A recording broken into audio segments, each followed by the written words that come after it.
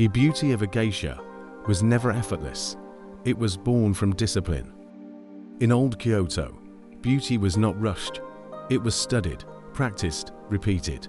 Before a geisha entered the room, before the music began, before anyone turned to watch her, the real work had already happened somewhere else.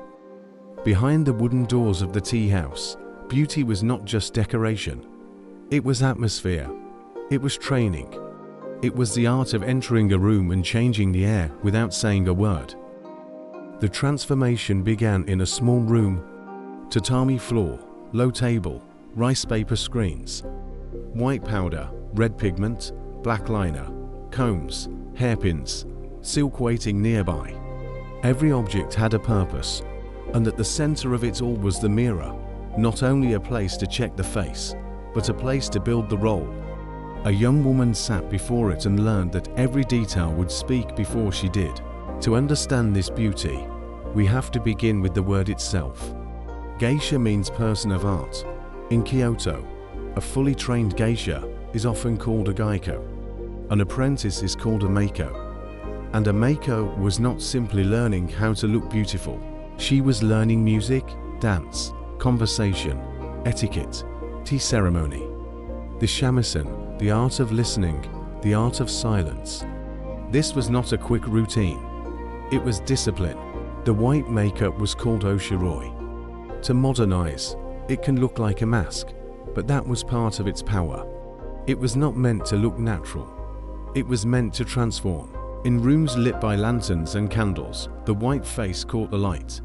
It made the smallest movement visible.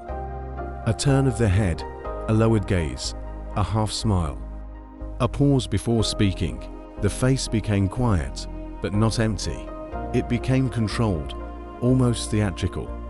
The white face said, "This is not an ordinary woman walking into the room. This is an artist entering the performance." Then came the eyes. Dark lines gave shape to the gaze. Not too much, never careless. The eyes had to hold mystery without shouting. A geisha's power was not in being loud. It was in making people lean closer. One glance could hold a room. One pause could become part of the performance. Then came the mouth, red, precise, small.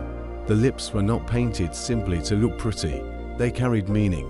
A young Maiko, especially in her early stage of training, might paint only part of the lower lip, not the full mouth. To us, that detail may seem strange, but in her world, it told a story. Youth, rank, training, not yet complete. Even the lips showed her place. Then there was the nape of the neck, one of the most symbolic details in traditional geisha makeup. The white makeup was often left open at the back, creating lines of bare skin. A small area, a quiet detail, but deeply intentional. In Japanese beauty, the nape could be seen as elegant, even subtly sensual. So the makeup did not cover everything. It revealed by leaving something untouched. That is the genius of this beauty. It did not shout. It suggested. The hair was its own language. A Maiko's hairstyle could take hours to shape. It was not casual beauty. It was architecture. Combs and pins were placed carefully. Seasonal ornaments, called Kanzashi, changed with the time of year. Flowers for spring, leaves for autumn.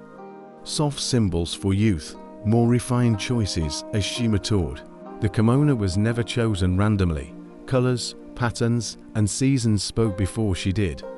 Even before it touched her body, the silk had already begun telling the room who she was meant to be. Her hair told the season. Her ornaments told her stage of training.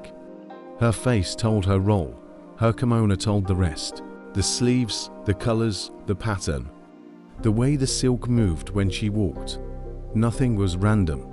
Even beauty had rules, especially beauty. The obi held more than fabric. It held posture, balance, and identity in place. Tightened slowly and secured with care. It taught the body that elegance was not loose. It was structured. The obi was tied with care. The layers had to sit correctly. The body had to carry the weight without complaint. Beauty was becoming structure. But there is one detail many people get wrong. A geisha was not a courtesan. She was an entertainer, a performer, a trained artist.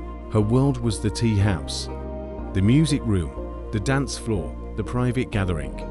She was there to create atmosphere, to perform, to converse, to make an evening feel unforgettable.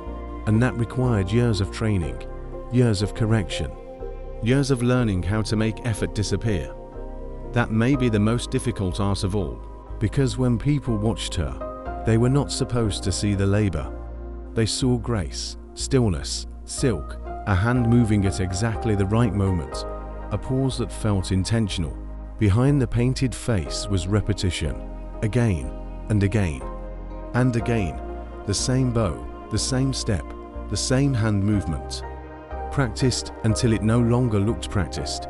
And Maiko had to learn how to walk in heavy silk, how to kneel without awkwardness, how to rise without rushing, how to move a fan like it had a soul, how to be noticed without demanding attention. That was the discipline. And it was not only physical, it was emotional. To be calm when watched, to smile without giving everything away, to carry beauty like a secret. This is where the geisha's mirror becomes powerful. Because the mirror did not only show her face, it showed her transformation. A girl sat down, an image stood up. The person underneath did not disappear, but she was shaped, styled, trained, framed. The world would see the white face and red lips. But the mirror had seen the hours before. Imagine the final moments before she leaves the room. The makeup is finished. The lips are red. The neck is partly bare. The hair is fixed. The kimono is tied. The fan is waiting in her hand.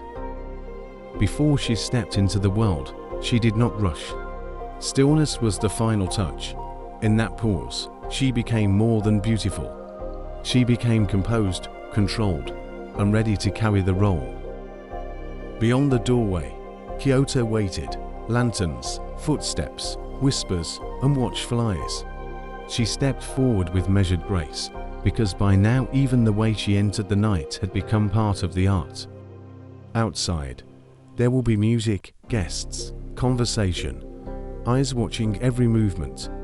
But for 1 second, there is only stillness, one last breath before the role begins. Then she steps inside. The room changes. Not loudly, not suddenly, but enough. A head turns, a conversation softens.